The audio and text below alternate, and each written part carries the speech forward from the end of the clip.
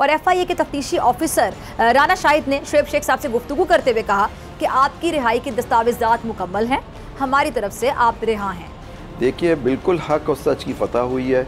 शोएब शेख साहब को 5 दिन फिजिकल रिमांड में रखना, मैं समझता हूँ ये भी गैर कानूनी था। कोई ऐसी बात तो मेरा नहीं ख्याल के बोलने की थी जिसपे कि आप कहें कि ये कोई नाजायज बात होगी। जो ग्राउंड रियलिटी थी वो रिफ्लेक्ट की उन्होंने। अब उस पर उनको पसंद ना आए तो फिर वो और बात है। अगर कोई मेरी बात सुन रहा है और वो उस पर गौर करना चाहता है कि आप बैठ जाएं एक डेट देकर और दोनों इलेक्शन जो हैं सूबाई और कौमी असम्बली के इकट्ठे करवाएं। तो बदकिस्मती से अभी हम सिर्फ सहाफत में नहीं बल्कि हर शोबे में, हर इदारे में इस तरह की बात और इस तरह की पोलराइजेशन देख रहे हैं। और अब भरपूर डिसेंट पे आए, पार्लियामान में डिबेट्स हों, टीवी पे डिबेट्स हों, लेकिन एक दायरा कार के अंदर हों और एक दूसरे को ख़त्म करने के लिए ना हो। जिस तरह जमहूरियत मर जाती है जब आपकी जो पॉलिटिकल राइवलरी है वो दुश्मनी में बदल जाए। सब्सक्राइब करें और बेल दबाएं ताकि कोई खबर रह न जाए।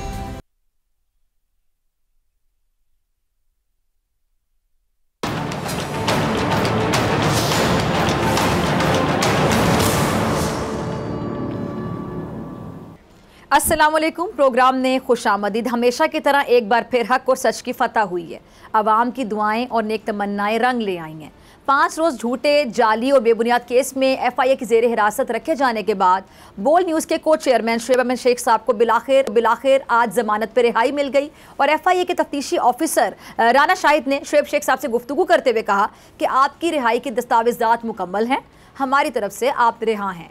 FIA ने को चेयरमैन बोल न्यूज़ शोएब शेख साहब को 2 रोज़ा जिस्मानी रिमांड ख़त्म होने पर आज सुबह जुडिशल मजिस्ट्रेट अब्बास शाह की अदालत में पेश किया, जहां जुडिशल मजिस्ट्रेट अब्बास शाह ने मुख्तसर समात के बाद फैसला सुनाया। अच्छा, दूसरी जानिब तोशाखाना फौजदारी केस में इस्लामाबाद हाई कोर्ट ने साबिक वज़ीर आज़म इमरान खान के नाकाबिल ज़मानत वारंट गिरफ्तारी बरकरार रखे हैं और चेयरमैन PTI को तहरीरी यकीन दहानी यानी अंडरटेकिंग ट्रायल कोर्ट में पेश करने का हुक्म भी दे दिया है। इस्लामाबाद हाई कोर्ट के चीफ जस्टिस आमिर फारूक ने महफूज फैसला सुनाते हुए इमरान खान की वारंट मनसूखी की दरख्वास्त निपटा दी है और फैसले में ये कहा गया है कि ट्रायल कोर्ट में इमरान खान इस हवाले से दरख्वास्त दायर कर सकते हैं और इमरान खान हाई कोर्ट में दी गई अंडरटेकिंग ट्रायल कोर्ट में देंगे।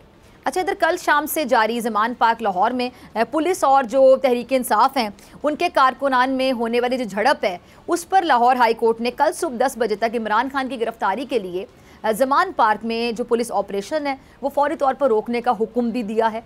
लाहौर हाई कोर्ट में ज़मान पार्क में पुलिस ऑपरेशन रोकने के लिए फवाद चौधरी की दरख्वास्त पर समाअत हुई और एडवोकेट जनरल पंजाब अदालत में पेश हुए। इमरान खान के वकील ने कहा कि जी मैं इमरान खान का दिफा नहीं कर रहा, लेकिन जो ज़मान पार्क के बाहर हो रहा है वो बुनियादी हुकूक की खिलाफ वर्जी है, जंगी जोन बन चुका है। जिस पर एडवोकेट जनरल ने कहा कि जी इमरान खान का जो मामला है इस्लामाबाद हाई कोर्ट में ज़ेर समाअत है, ये दरख्वास्त लाहौर हाई कोर्ट में काबिल समाअत नहीं है और ये तमाम जो हालात हैं जिस वजह से पैदा हुए उसमें भी एक पेशरफ सामने आई है और वो ये कि गवर्नर खैबर पख्तूनख्वा ने सूबे में इंतखाबात के लिए 28 मई की तारीख दे दी है, जबकि पंजाब में इलेक्शन के लिए सदर और इलेक्शन कमीशन ने 30 अप्रैल की तारीख दे रखी है। इस तमाम तर सूरत हाल पर बात करने के लिए अज़ीज़ मेहमान मौजूद हैं। तारुफ करवाती हूँ, जी मेरे साथ मौजूद हैं सदर supreme court bar association of Pakistan जनाब आबिद ज़ुबैरी साहब। बहुत शुक्रिया ज़ुबैरी साहब ज्वाइन करने के लिए। सीनियर तजियाकार और माहिर कानून हैदर वहीद साहब में ज्वाइन करेंगे। हैदर साहब आपका भी बहुत शुक्रिया और सरबराह मुस्लिम लीग ज़िया सीनियर सियासतदान एजाजुल हक साहब आपका भी बेहद शुक्रिया ज्वाइन करने के लिए। मैं आप दोनों की इजाज़त से पहला सवाल आबिद ज़ुबैरी साहब से करना चाहूँगी। आबिद ज़ुबैरी साहब, आज एक बड़ी अचीवमेंट मिली है। हमेशा की तरह एक बार फिर हक और सच का बोल बाला हुआ है और बोल के को चेयरमैन जो शोएब शेख साहब को 5 रोज़ हिरासत में रखे जाने के बाद ज़मानत पर रिहाई मिली है, तो आगे इस केस में क्या देखते हैं? बिस्मिल्लाहिर्रहमानिर्रहीम। बहुत शुक्रिया डॉक्टर साहिबा। देखिए, बिल्कुल हक और सच की फतह हुई है और हैदर वहीद भी बैठे हैं। हम लोग वकील थे केस में, वहाँ उनके केस के हम हेयरिंग करके वहाँ आए। केस का फ़ैसला आना था, यहाँ इस्लामाबाद में उनकी पेशी थी। उसमें वो एयरपोर्ट से सुना उन जहाज़ से उनको गिरफ़्तार कर लिया गया और जब उनको पेश किया गया अदालत में मजिस्ट्रेट के सामने तो केस कुछ था ही नहीं। एक पुराना केस था कि जी उसमें उनके ऊपर इल्ज़ाम था कि जी उन्होंने कोई रिश्वत दी जज को। ये क्या, वो जज साहब ने उसको कहा है कि बिल्कुल गलत बात है और उसमें सिर्फ वाहिद जो उन्होंने एक्विट किया था उन जज साहब ने, सिर्फ वाहिद शोएब शेख साहब को एक्विटल नहीं था, उसमें और भी लोग थे जो सब एक्विट हुए थे, जिसको बाद में हाई कोर्ट ने रिमांड किया और फिर वहाँ से कन्विक्शन हुई। अब फिर उस अगले दिन फैसला आ गया सिंध हाई कोर्ट का, जिसके अंदर उन्होंने कहा कि जी ये बिल्कुल जो इन पर चार्जेस हैं जिस बिल्कुल गलत हैं, और FIR को ख़त्म कर दिया, उनको बाइज्जत बरी कर दिया। अब केस 17 तारीख को फिर इस्लामाबाद हाई कोर्ट में लगा हुआ है। तो देखिए ये जो नीचे वाला केस है उसमें तो इतनी ये जो बेल आज माशाल्लाह से उनको मिल गई है, क्योंकि देखिए उसमें कोई, मैं समझता हूँ कोई केस ही नहीं है कि किसके सामने कोई रिकवरी नहीं होनी, किसके सामने वो जो इल्ज़ाम है उस किसके सामने वो रिश्वत दी गई, ली गई, कोई इस तरह की कोई शहादतें मौजूद नहीं है जो उन्होंने पेश की। लेकिन शुएब शेख साहब को 5 दिन फिजिकल रिमांड में रखना, मैं समझता हूँ ये भी गैर कानूनी था। मैं समझता हूँ ऑर्डर है कोर्ट का, नेचुरली उन्होंने जुडिशल रिमांड दिया, लेकिन जुडिशल रिमांड ये फिजिकल रिमांड होता है उसके कुछ पैराए हैं, कोर्ट्स के फैसले हैं कि जी अगर ये चीज़ें सेटिस्फाई होती हैं तो फिजिकल रिमांड दिया जाएगा। लेकिन मैं समझता हूँ इस केस में वो नहीं हुई, लेकिन एक ऑर्डर था कोर्ट का, हम उसके पाबंद हैं। ठीक है जी, ठीक है। अच्छा, इससे पहले कि मैं बाकी मेहमानों की तरफ जाऊं, आपकी इजाज़त से मैं ज़ुबैरी साहब से एक और सवाल पूछना चाहूँगी। आप ज़ुबैरी साहब, इधर शुएब शेख साहब की रिहाई हुई और फिर दूसरी तरफ हम देखते हैं कि बोल न्यूज़ के ब्यूरो चीफ इस्लामाबाद सदीक जान को भी FIA का जो नोटिस मौसूल हुआ है कि जी उन्होंने अवाम को उकसाने की कोशिश की। तो आप क्या समझते हैं ये जो केसेज़ हैं ये महज बहाना है, बोल असल निशान है, और जो बुनियादी इख्तिलाफात हैं बोल की वो पॉलिसीज़ हैं जो हक़ और सच पर मबनी है?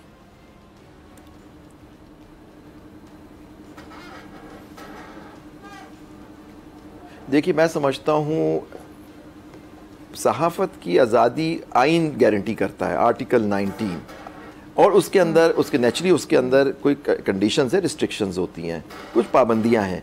लेकिन हर मिनट पे इस तरह की नोटिस आना कि आदमी बोले और उस पर फ़ौरन कोई ना कोई उस पर इल्ज़ाम लगा दिया जाए, उसको अरेस्ट कर लिया जाए और फिर फाइनली उसकी बेल होती है कोर्ट से, ये सब चीज़ें मैं समझता हूँ ये स्टेट को, देखें स्टेट जो होती है ना उसकी ज़िम्मेदारी होती है, आइन और कानून की पाबंद होती है, writ of the state is very important.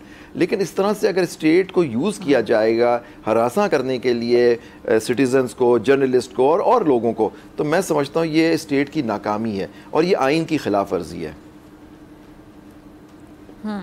ठीक है जी। इजाज़ुल हक साहब, मैं आपकी तरफ आना चाहूँगी। ये आप सहाफ़ियों, मीडिया मालिकान और जो ऑर्गेनाइजेशंस हैं इनके ख़िलाफ़ इस किस्म के झूठे, जाली और ये जो बेबुनियाद मुकदमात हैं, आप किस तरह देखते हैं? मतलब जहाँ प्रेशर डालने की बाकायदा कोशिशें की जाती हैं। देखिए लाज़मी बात है, बिस्मिल्लाहिर्रहमानिर्रहीम, बहुत शुक्रिया। मेरे ख्याल में जो साथी हैं अपने, उन्होंने तो लीगल पॉइंट ऑफ व्यू आपको समझा दिया है। ये सारी प्रेशर टैक्टिक्स हैं कि भाई लोग कंट्रोल्ड जो है बातचीत करें अपनी, और बोल क्योंकि बहुत ज़्यादा स्टैंड लिया बोलने, सच और हक की बात करने में। कुछ और भी चैनल थे आपके साथ जिन्होंने बड़ी हिम्मत दिखाई थी, लेकिन आहिस्ता आहिस्ता वो टेम होते गए और अब मतलब कि काफ़ी हद तक वो उनके दायरे इख्तियार में आ गए हैं। तो कोई ऐसी बात तो मेरा नहीं ख्याल कि बोलने की थी जिस पे कि आप कहें कि ये कोई नाजायज़ बात हो गई है या कोई झूठी खबर दे दी है या कोई ऐसी चीज़ दिखा दी है जो कि नहीं दिखानी चाहिए थी। जो ग्राउंड रियलिटी थी वो रिफ्लेक्ट की उन्होंने। अब उस पर उनको पसंद ना आए तो फिर वो और बात है। देखिए अब इस मौजूदा सूरत हाल में मुझे बड़े अफसोस और दुख के साथ ये कहना पड़ता है कि मुझे एक अरसा दराज हो गया सियासत के अंदर पाकिस्तान की सियासत को, पाकिस्तान की हुक्मरानी को बड़े करीब से देखा है। अब कभी ऐसा नहीं हुआ था। देखिए एक ज़माना तो वो था जबकि सियासत भी बड़ी महदूद थी और मीडिया भी बड़ा महदूद था, और फिर मीडिया जो है उसने एक्सपैंड किया और मीडिया ने एक अपना अच्छा किरदार अदा करना शुरू किया। उन्होंने दोनों इतराफ़ की खबरें जो हैं बड़े मुहज़्ज़ब अंदाज में और सच्चाई के साथ पेश की।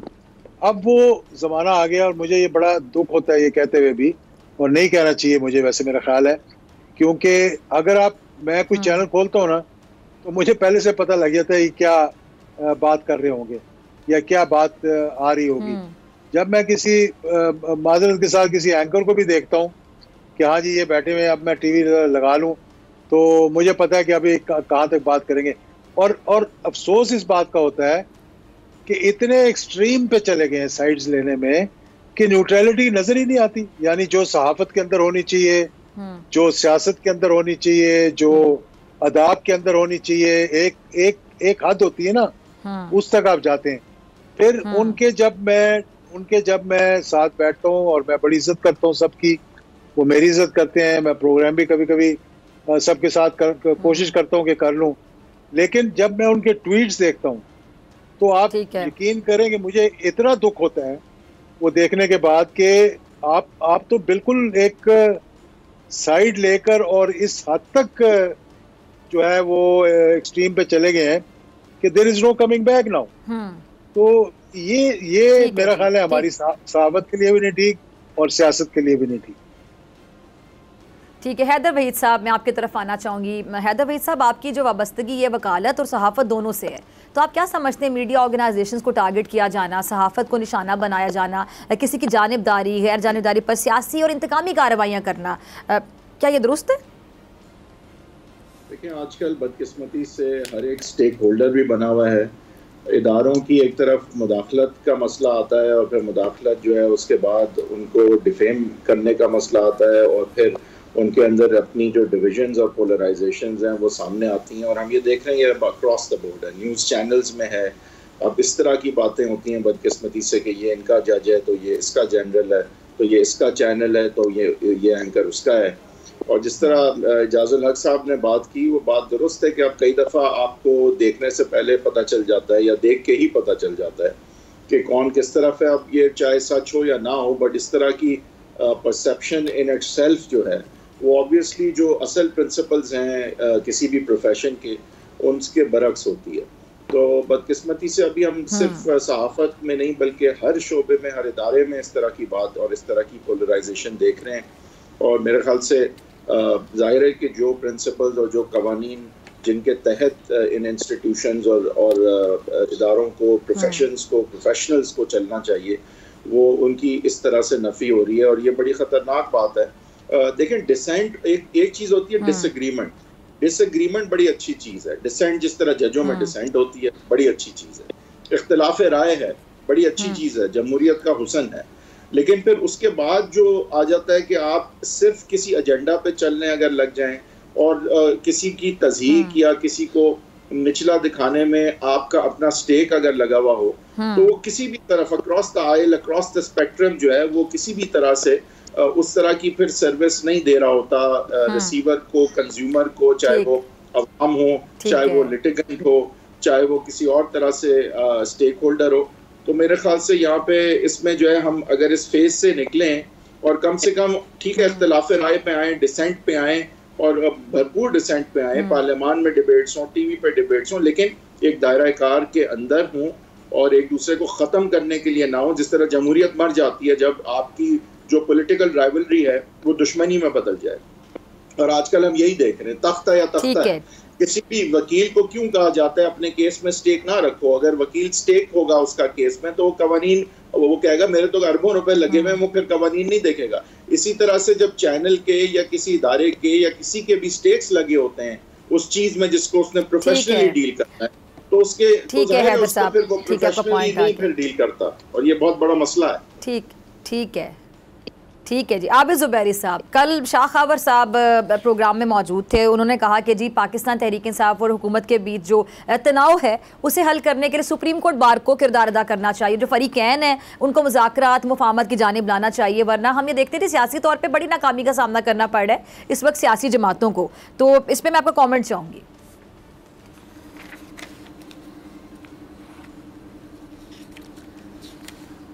देखिए, सुप्रीम कोर्ट बार हमारा जो हमारा जो उसूल है वो है कि हम आइन और कानून के साथ खड़े हैं। अगर कोई हमारी ख्वाहिश है, हमारा दिल है कि जी जितने स्टेक होल्डर्स हैं, मुल्क के पॉलिटिकल पार्टीज़ हैं, वो आपस में बैठें और मामला तय करें, क्योंकि मुल्क हमारा मुतहम्मिल नहीं हो सकता है इस लड़ाई के और इस तरह के वाक़यात के। लेकिन पॉइंट इज़ दैट कि वो अगर भी एक दूसरे से बात ही ना करना चाहें तो आदमी क्या कर सकता है। हमारा फोरम हाजिर है, हम अगर कोई रोल प्ले कर सकते हैं हम ज़रूर करना चाहेंगे, लेकिन अगर कोई उससे कोई पॉजिटिव बात निकलेगी, लेकिन अगर बात ही नहीं चाहते तो फिर क्या। लेकिन इनको सोचना चाहिए सबको कि हमारा मुल्क पाकिस्तान है, हम इसके शहरी हैं।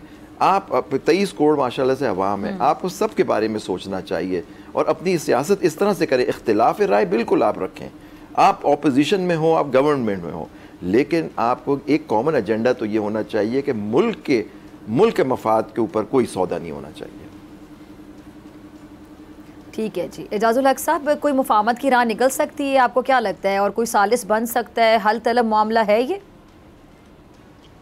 देखिए, मैं तो समझता हूँ कि हल के अलावा कोई चारा ही नहीं है, और वो चारा जो ये करना चाह रहे हैं, और बचगाना बातें हैं वैसे, इमेच्योरिटी का, क्योंकि आप अगर पॉलिटिक्स में ऊपर से आए ना पैराशूट के जरिए और फौरन ही आपको बड़े बड़े ओहदे मिल जाएं, तो आप छोटे लोग जब बड़े ओहदों पे बैठ जाते हैं तो फिर यही हरकतें होती हैं उनकी ख्वाहिशात भी यही होती हैं। अब उनकी ख्वाहिशात में वो अपने कोई लेवल प्लेइंग फील्ड्स मांग रहे हैं, कोई किसी को अंदर कराना चाह रहे हैं, किसी को एलिमिनेट करना चाह रहे हैं। जिन लोगों ने तहफ़्फ़ुज़ देना है मुल्क के अंदर, अगर उनकी ज़ुबान आप सुन लें तो आप कहेंगे ये भी हमारी तो जानों को ख़तरा इन्हीं लोगों से पड़ गया, जो कह रहे हैं हम कुचल देंगे, हम नहीं छोड़ेंगे, हम आज ही कैद करेंगे और कैद करके ले आएंगे, अरेस्ट करेंगे आपको। देखें, स्वाय बैठने के कोई और चारा नहीं है, और खुद से कभी नहीं बैठेंगे ये। मैंने बहुत तजवीज़ दी, बार बार ये तजवीज़ दी थी कि भाई एक डेट का ऐलान कर दें इलेक्शंस के लिए, चाहे आप जून में कर दें, जुलाई में कर दें, अगस्त में कर दें, सितंबर में कर दें, और फिर सबको दावत दे दें कि आकर बैठ जाएं।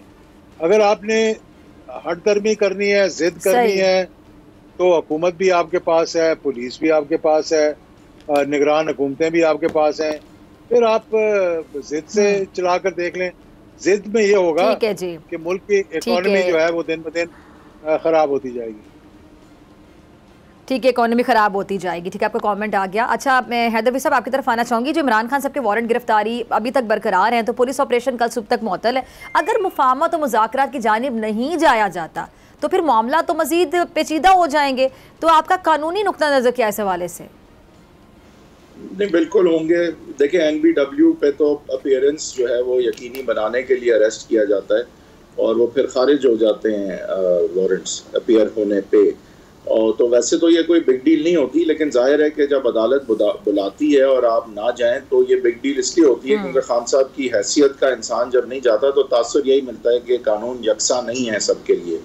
उनके अगर सिक्योरिटी के जो खदशात हैं, आई थिंक एक दफ़ा उन पर फैसला होना चाहिए कि क्या किसी जुडिशल कॉम्प्लेक्स या कोर्ट ऑफ लॉ में अगर वो महफूज नहीं है तो इस पर कोई प्रोनाउंसमेंट आए और कोई अल्टरनेटिव बने, कोई वीडियो लिंक से फिर केस चले, या फिर ये मुस्तरद कर दी जाए उनकी ये रिक्वेस्ट। लेकिन ये जो है वो बार बार और बहुत दफ़ा होता जा रहा है, और जाहिर है फिर उन पर यह इल्ज़ाम लगता है कि वो जान के पलस्तर के बहाने आगे चाहते हैं कि उनके केसेस ना चलें और सज़ा ना हो, और जाहिर है कि उनकी सियासत और उन पर ख़ुद भी हार्डशिप होगी अगर वो इलेक्टोरल रोल पे ना रहे या डिस्क्वालीफाई होकर जेल में हुए कैंपेन भी नहीं कर सके। क्योंकि अभी तो देखें स्ट्रैटेजी क्लियर लगती है कि उनको कैंपेन ना करने दिया जाए, और अगर अरेस्ट हो जाते हैं तो फिर और भी ज़्यादा उसका फ़ायदा उठाया जा सकता है। बट आप देखें कि इवन कैंपेन जहां उन्हें करने से रोका जा रहा है तो टीवी पे तो लेकिन ओजे सिम्पसन की तरह 4-4, 6-6 घंटे जो एक मिस्ट्री जो है थ्रिलर चल रही है, तो लोग तो उसको देख रहे हैं और इंटरव्यूज भी वो दे रहे हैं, तो उनकी कैंपेन एक मुख्तलिफ तरीके से चल रही है।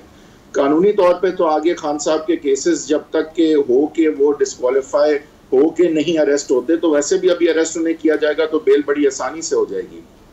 और अब वक्त रह नहीं गया ज़्यादा, रमजान है, फिर इलेक्शन है 30 अप्रैल को, और इलेक्शन थोड़ा आगे भी अगर हो जाता है तो मेरे ख्याल से एक हद से ज़्यादा तो आगे नहीं होगा। तो इस वक्त कैट एंड माउस गेम है, इलेक्शन पहले होंगे या खान साहब अरेस्ट पहले होंगे, इस वक्त ये बेसिकली कश्मकश है। ठीक है, अहम सवाल। ठीक है जी, तीनों मेहमान मेरे साथ मौजूद बात होगी शॉर्ट ब्रेक के बाद।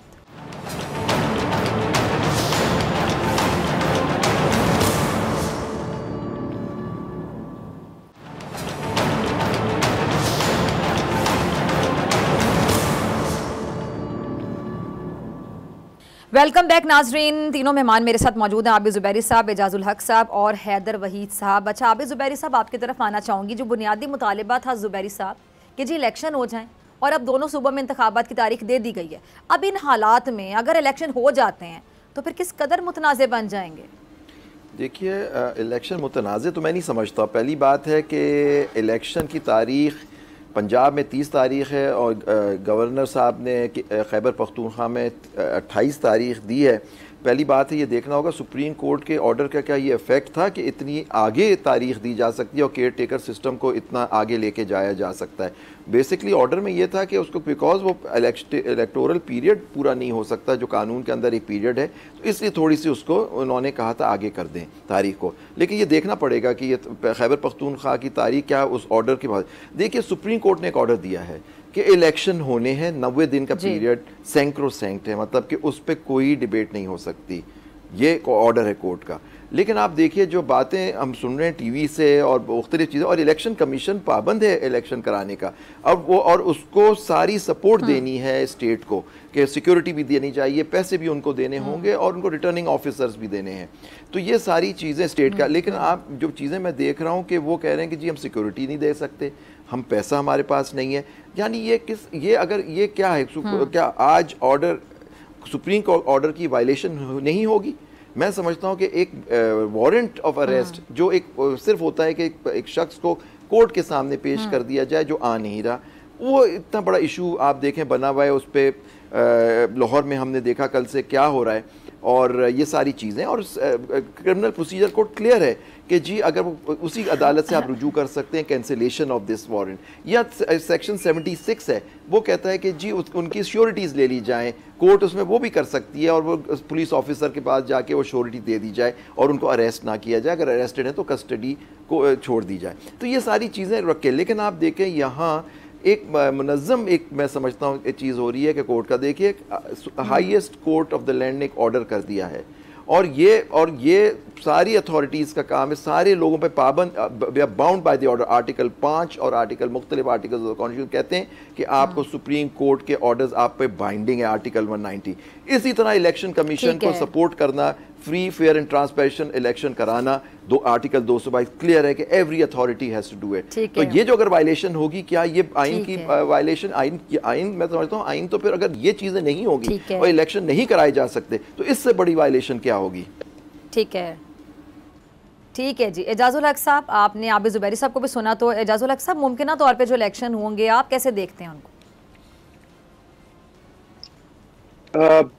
देखें, एक तो मैं पहले दिन से ये कह रहा हूँ, आबिद ज़ुबैरी साहब ने जो कहा ना कि तारीख जो बढ़ाई है violation of the supreme court orders, एक और बात भी जो मैं यहाँ पे बताना चाह रहा हूँ वो ये है कि जो अबूरी हुकूमत है वो भी 90 डेज के बाद खत्म है। वो 91 डेज के बाद they will not exist any more.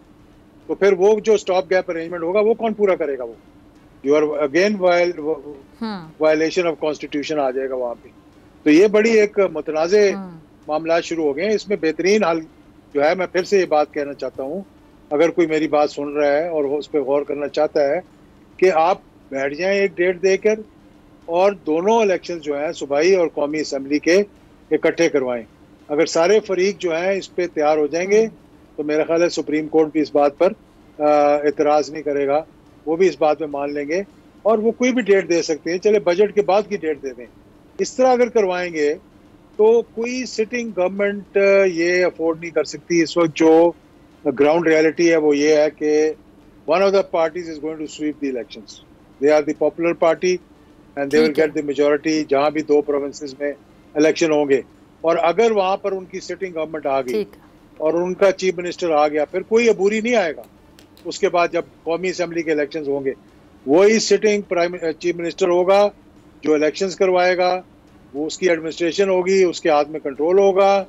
तो क्या ये हुकूमत फिर अफोर्ड कर सकेगी इलेक्शन लड़ना, या कोई भी पॉलिटिकल पार्टी जिसके नीचे 2 मुखालिफ MP हों और ऊपर वो कौमी असम्बली का लड़ रहे हों? तो ये मुमकिन ही नहीं। तो मैं समझ रहा हूँ ये आपस में एक दूसरे के साथ मजाक कर रहे हैं, या फिर हुकूमत को किसी ने बहुत बड़ी गारंटी दे दी है कि हम इलेक्शंस नहीं करवाएंगे। ठीक है जी। हैदर वहीद साहब, हुकूमत, अपोजिशन, हत्ता के एक आम पाकिस्तानी मौजूदा जो मुल्क की माशी सूरत हाल है उससे अच्छी तरह से वाकिफ़ है। अब आइनी तकाजा भी पूरा करना है कि इलेक्शन 90 रोज़ में हो या जैसे सुप्रीम कोर्ट ने हुक्म दिया है, लेकिन माशी सूरत हाल को जब हम देखते हैं तो उसको नज़रअंदाज नहीं किया जा सकता। तो अगर सियासी जमातें किसी नतीजे पर पहुँच जाएँ तो आम इंतखाबात की राह हमवार होती नज़र आ रही है आपको? नहीं, मुझे नहीं लगता कि वो मानेंगे। कुछ चीज़ें होनी हैं नेशनल असम्बली के इलेक्शन से पहले, और जब तक ये तराजू के दो पलड़े बराबर नहीं होंगे तो नेशनल असेंबली का इलेक्शन कम से कम नहीं होगा। और सूबाई असेंबली का तो बिल्कुल आइन और जजमेंट के मुताबिक होना ही है। मेरा नहीं ख्याल कि वो 30 अप्रैल से बहुत ज़्यादा डिले होगा या 28 मई से ज़्यादा डिले होगा। ऑलरेडी 28 मई काफ़ी लंबी डेट दे दी है उन्होंने, 90 दिन की नहीं है। लेकिन क्योंकि सुप्रीम कोर्ट ने एक गुंजाइश पैदा की थी तो केयर टेकर गवर्नमेंट भी कंटिन्यू ज़रूर करेगी इलेक्शंस तक, अनलेस के ये डेट फिर चैलेंज हो जाए। तो मैं नहीं एक्सपेक्ट कर रहा कि ये इलेक्शंस एक डेट पे होंगे, या अगर होंगे भी तो फिर इसका मतलब ये होगा कि ये नेशनल असेंबली के वक्त पे होंगे और अभी प्रोविंशियल असेंबली के वक्त पे नहीं। यानी खान साहब को नेशनल असेंबली के इलेक्शन नहीं मिलेंगे और ये ज़्यादा मुमकिन है कि ये थोड़े आगे हो जाएं, लेकिन ये मेरा नहीं ख्याल मुमकिन है कि नेशनल असेंबली के इलेक्शन अप्रैल या मई में हों। ठीक है। अच्छा आबिद ज़ुबैरी साहब, आज एक ऑडियो लीक हो गई है जिसमें एक जानिब यास्मीन राशिद साहब हैं, दूसरी जानिब सदर ममलिकत, उनको मुबैना तौर पे बात करते हुए जाहिर किया गया और ज़मान पाक जो झड़प हुई है ये मौजू जो था ये डिस्कस हो रहा था। तो क्या नतीजा निकलेगा इस झड़प का? और ये जो ऑडियो लीक्स का सिलसिला ज़ुबैरी साहब जो चल निकला है ये कब ख़त्म होगा? इस पर तो कुछ भी नहीं हो रहा।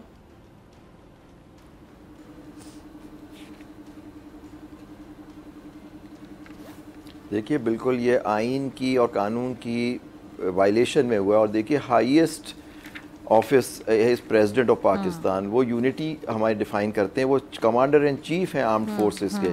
अगर वो उनकी भी टेप हो रहा है उनका फ़ोन, तो आप बताइए कौन कर रहा है वो टेप? ये बिल्कुल आइन की सुप्रीम कोर्ट की जजमेंट्स हैं इसके ऊपर कि ये अनकॉन्स्टिट्यूशनल अनलॉफुल है। फिर एक फेयर ट्रायल एक्ट है 2013 का जिसके अंदर फिर जजमेंट्स हैं सुप्रीम कोर्ट की कि जिस आदमी ने टेप की उसको, लेकिन वहाँ तक तो बात पहुँचती नहीं। वो ऑडियो सब जगह चला दी जाती है, उसको उससे आपको डिस्क्रेडिट कर दिया जाता है क्योंकि उसकी ऑथेंटिसिटी भी चेक नहीं होती कि ये सही है, डॉक्टर्ड है या नहीं है। लेकिन नेचुरली वो एक सिलसिला चल गया है, इसको रोकना बहुत ज़रूरी है। और इससे देखिए नुकसान इंस्टीट्यूशंस का हो रहा है और इंस्टीट्यूशंस पे इस तरह से इसको यूज़ करके हमला किया जाता है। अब प्रेसिडेंट ऑफ पाकिस्तान भी के फ़ोन भी सिक्योर नहीं है, तो फिर हम मैं और आप कहाँ जाएंगे? मतलब आप देखें। एजाजुल हक साहब आपका भी मैं कमेंट चाहूँगी इस पे जो ऑडियो लीक्स का सिलसिला चल निकला है। देखिए इस पे मेरा ख्याल है कि जो स्टेप ले सकते हैं लीगली वो सुप्रीम कोर्ट है। उनको चाहिए कि क्योंकि ये किसी हद को क्रॉस कर चुके हैं और कोई भी इसमें जो है वो महफूज नहीं है। अब कोई ऐसा मैंने कहा कोई ऐसी अहम शख्सियत नहीं है जिसकी की ऑडियो लीक सामने ना आई हो। और अब तो वीडियोस भी बहुत सी सामने आ चुकी हैं और बहुत से लोगों ने ये इतराफ़ किया है कि हमारे पास और भी बहुत सी वीडियोस पड़ी हैं, वक्त आने पर वो हम बाहर निकालेंगे।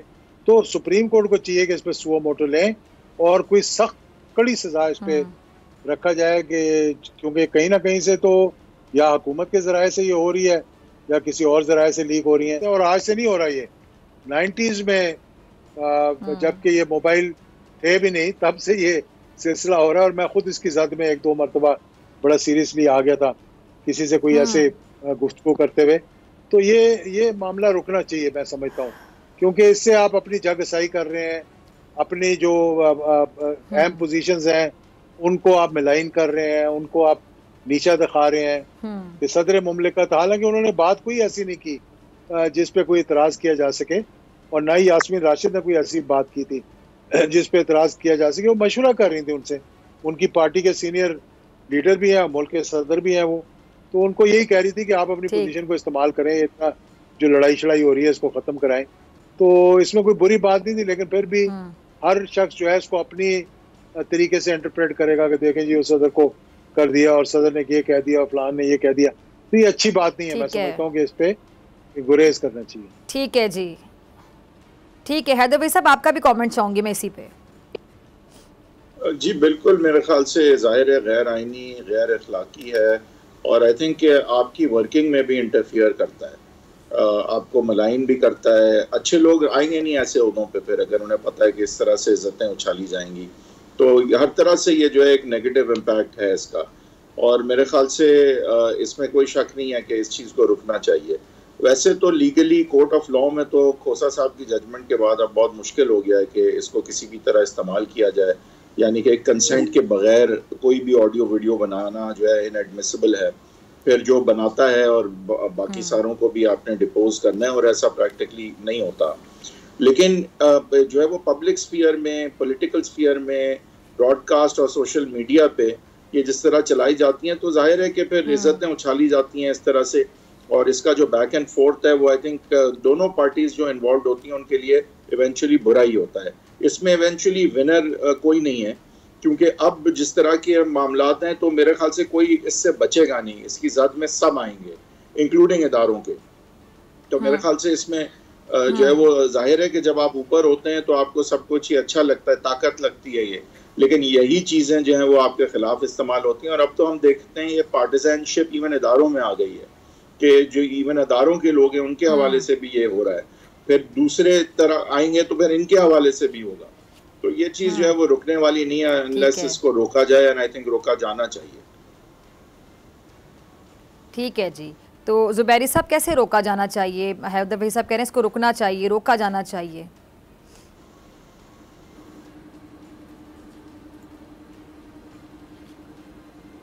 देखिए, अदालत से ही रुजू करना चाहिए, अदालत को ही।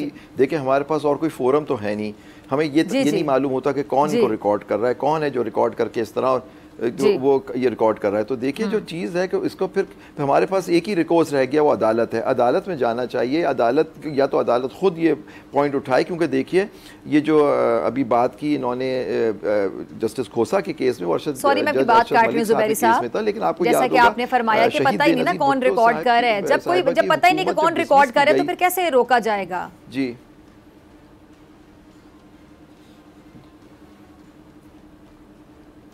रोका ये जाएगा कि देखिए उसमें सुप्रीम कोर्ट का ऑर्डर है, 1998 में जजमेंट आई, उसमें उन्होंने कहा कि अगर कोई ये वायलेशन आर्टिकल 14 आपकी प्राइवेसी की ये सारी वायलेशन होती है, आपका घर के अंदर नहीं घर के बाहर कहीं भी रिकॉर्डिंग होगी वो इलीगल अनकॉन्स्टिट्यूशनल होती है। और जो लॉ है, अगर आप मैंने आपको बताया फेयर ट्रायल एक्ट 2013, अगर आपको किसी की ज़रूर नेशनल सिक्योरिटी में या किसी वजह से रिकॉर्डिंग करनी है तो हाई कोर्ट के जज से आपको इजाज़त लेनी होती है। तो ये सारे लॉज मौजूद हैं, उनका इम्प्लीमेंटेशन होना है, लेकिन यहाँ तो पता ही नहीं लग रहा कौन रहता है। तो ये चीज़ उठनी चाहिए, सामने आना चाहिए कि ये अगर आती है ऑडियो को, क्या इसको आपको इस्तेमाल करना चाहिए, ये मीडिया पे दिखाना चाहिए। अगर हर ऑडियो आती है वो मीडिया पे आ जाती है या सोशल मीडिया पे चल जाती है, इसका बिल्कुल रोकना चाहिए, क्योंकि ये नहीं पता होता कि वो ऑडियो बनी कैसे, वो किस तरह से बनाई गई, उसके बनाने वाला कौन था। और जैसे हैदर ने कहा, हैदर भाई साहब ने, कि देखिए इसका अफेक्ट दोनों पार्टीज़ पे होता है, और उससे और फिर उस पर एक डिबेट छिड़ जाती है फॉर एंड अगेंस्ट, और सारी जैसे आप देखते हैं।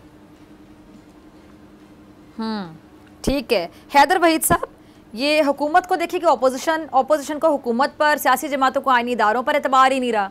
अब हर कोई अपनी जो पॉलिसी है आप देख रहे हैं कि उसके तहत चल रहा है। ऐसे में अवाम जो कि वाकई महंगाई में पिसती चली जा रही है, मईशत हमारी सफ़र कर रही है, तो अवाम बड़ी निगलेक्ट हो रही है, अवाम की तरफ किसी की तवज्जो ही नहीं है। तो क्या देख रहे हैं आप, ये जो आपस की लड़ाई है सारी जो चल रही है, तमाम सियासी जमातें एक दूसरे के आमने सामने हैं, ईंट का जवाब पत्थर से दिया जाता है, तो बेचारी अवाम जो है इसको तो बाकायदा कॉर्नर कर दिया गया। बिल्कुल ठीक बात है। आई थिंक अवामी मसाइल के हवाले से तो ब्रॉडकास्ट मीडिया, टीवी जो है, मैं तो कहता हूँ कि कहीं से भी तर्जुमानी नहीं करता अवामी मसाइल की, और ख़ासकर नौजवानों की। और इसीलिए मेरा नहीं ख्याल कि 40 साल या उससे नीचे के जो लोग हैं, पाकिस्तानी हैं, मेरा नहीं ख्याल वो पॉलिटिकल टॉक शोज देखते होंगे। उनकी तो कहीं से तर्जुमानी है ही नहीं। यहाँ पे हम पॉलिटिकल टॉक शो में वही शतरंज की गेम की बात कर रहे होते हैं, इसने इतने मैंने खरीद लिया, इसकी इतनी गिनती पूरी हो गई, ये इस्टेब्लिशमेंट का आजकल इससे मिलके उसको गिरा दिया, इसने उसको गिरा दिया। इसमें ना हेल्थ केयर की बात है, ना एजुकेशन की बात है, ना फॉरेन पॉलिसी की बात है, ना डेवलपमेंट प्रोग्राम्स की बात है, ना वेलफेयर की बात है, ना पेंशन्स की बात है। तो मेरे ख्याल से ये एक एंटरटेनमेंट का जरिया तो शायद होगा, वो भी मिडिल एज मैन के लिए रियली, जो अपनी बीवियों को थोड़ा मजबूर भी कर देते हैं कि वो भी देख लें। वरना मेरे ख्याल से ये बातें जो हम करते हैं टीवी पे, इसका तो रियलिटी से कोई ताल्लुक है ही नहीं। ये तो एक सोप ऑपेरा है बेसिकली। ये this is just a game of thrones चल रही है, तख्त या तख्ता है, और एक इंटरेस्ट क्रिएट इसमें हुआ है। बाकी आवाम के मसाइल से तो कहीं दूर दूर इसका ना बिलवास्ता ना बराह रास्त कोई ताल्लुक है। और आप इसीलिए देखती हैं कि टीवी पे एक बात हो रही होती है और नताइज कुछ और आ जाते हैं इलेक्शंस के, क्योंकि बेशतर अवाम जो है। हैदर साहब, गेम ऑफ थ्रोन्स आपने देखा, तो ये आपने हाउस ऑफ कार्ड्स भी देखा होगा, तो हाउस ऑफ कार्ड्स भी चल रहा है। बिल्कुल हाउस ऑफ कार्ड चल रहे हैं, और ये पत्ते जो हैं वो इस तरह ही गिरेंगे जिस तरह हाउस ऑफ कार्ड्स है, क्योंकि हमें ये समझ नहीं है कि हम किधर जा रहे हैं, और ये किसी के हाथ में भी ये बात रहनी नहीं है। तो मेरे ख्याल से ये रियलाइजेशन है नहीं, क्योंकि हमेशा हम बचते आए हैं, लेकिन ये ना भूलें कि हम एक क्राइसिस इकोनॉमी रहे, हम बच जाते हैं। सोवियत यूनियन इन्वेड्स अफगानिस्तान, हम बच गए। 9/11 हम बच गए, अभी कुछ भी नहीं हो रहा। अब आप सुसाइड जैकेट पहन के घूम रहे हो, और आप दुआ कर रहे हैं कि कोई आपको जो है पैसे दे दे कि तुम ना फटो, लेकिन वो कह रहे हैं फट जाओ भाई, हमें कोई फर्क नहीं पड़ता। अल्लाह खैर करे। तमाम मेहमानों का बहुत शुक्रिया। इसी के साथ मुझे आपसे मुलाकात होगी इंशाल्लाह कल, सेम टाइम सेम चैनल। अगर ज़िंदगी ने वफ़ा की, दुआओं में याद रखिएगा, अपना बहुत ख्याल रखिएगा। अल्लाह निगहबान।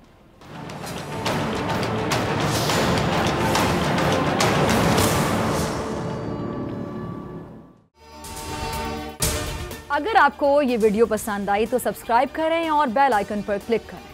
को चेयरमैन बोल, शोएब शेख के खिलाफ मनगढ़ंत, झूठा और बेबुनियाद केस। हुकूमत इंतकामी कार्रवाइयों पर उतर आई। रिश्वत देने के झूठे इल्जाम के पीछे असल हकायक वो ले आया अवाम के सामने। सिंध हाई कोर्ट की जानिब से 10 मार्च को एग्जैक्ट केस में बरियत का फैसला भी दे दिया गया, जो रिश्वत केस इल्जाम को झूठा और बेबुनियाद साबित करने के लिए काफी है। सवाल ये उठता है, न रिश्वत लेने वाला न देने वाला मौजूद, तो फिर ये मुकदमा क्या है? गुज़िश्ता 5 सालों में ना तो कोई गवाह पेश हुआ और ना ही कोई सबूत सामने आया, जबकि कोई इंक्वायरी अमल में नहीं लाई गई। जब मुल्जिमान से कोई तहकीकात नहीं की गई, कुछ साबित नहीं हुआ, तो फिर ये मुकदमा क्या है? इससे कबल केस की इंक्वायरी कमेटी के सामने खुद जज कादिर मेमन ने रिश्वत के इल्जाम की तरदीद की थी और कमेटी को तहरीरी तौर पर आगाह भी किया था। इस झूठे और बेबुनियाद केस की कानूनन कोई हैसियत नहीं। सिंध हाई कोर्ट इस मुकदमे में शोएब शेख को बरी कर चुकी है, तो फिर इस नाम नेहाद इल्जाम की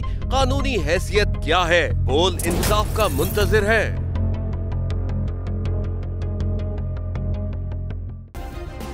सब्सक्राइब करें और बेल दबाएं ताकि कोई खबर रह न जाए।